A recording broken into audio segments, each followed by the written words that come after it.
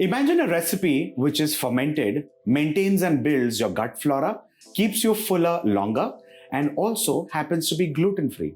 Ladies and gentlemen, I am talking about Jonna Ambali, a recipe very humble from the north of Karnataka. A recipe, of course, where Jonna comes from the word jonnalu, which is Jowar, and Ambili literally translates to sour or fermented. Let's begin.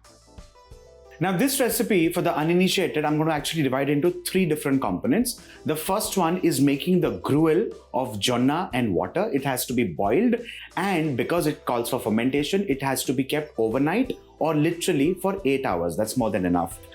Then you kind of mix it with buttermilk, which is component number 2. And the third component is serving, where you serve it topped with vegetables of your choice, which can be eaten raw, like cucumber, carrots, and things like that. But traditionally, you're supposed to add in raw onions, ginger, green chilies, and coriander. As simple as that, and you eat it like a porridge. Let's start with the first component, which is making the gruel and keeping it aside for fermentation.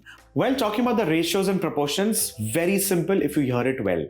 For 1 cup of jowar flour, which is jonna, you need 2 cups of water to make the slurry. The slurry eventually goes in boiling water, and the boiling water is 5 cups. So basically 5 plus 2 is 7 cups of water to 1 cup of jowar flour. We mix this into a nice smooth slurry.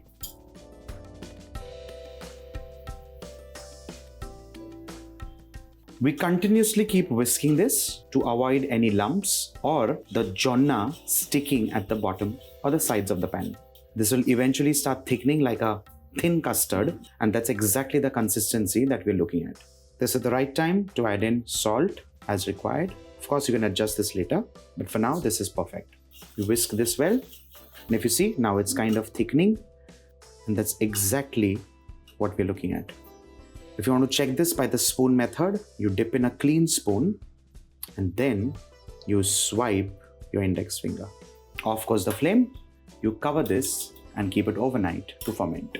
Well, now is the time to keep this aside overnight or for a minimum of 8 hours. Now, let me tell you what's going to happen in those 8 hours. Basically, this entire gruel or porridge is going to be fermented.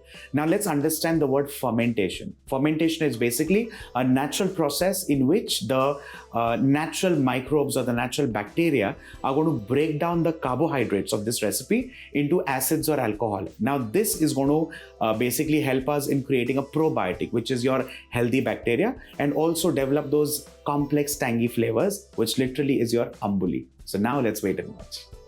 Now this is day 2 of Jonna Ambali making. The gruel that we made yesterday, we kind of kept it overnight. It has set perfectly well. It almost looks like a jowar custard.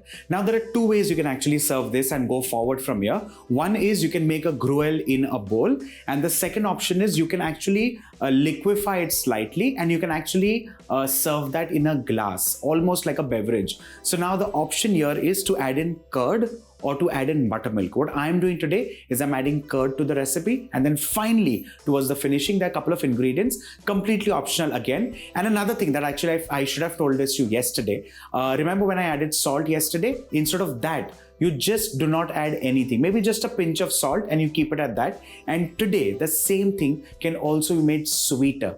Now you can add in honey, you can add in maple, you can add in jaggery syrup, choices completely yours, and make a sweet gruel.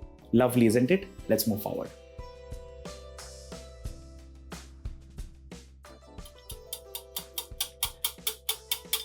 You see the difference in the color? That's also kind of whitening now, and that's exactly what we are intending to do. Let's mix all this well.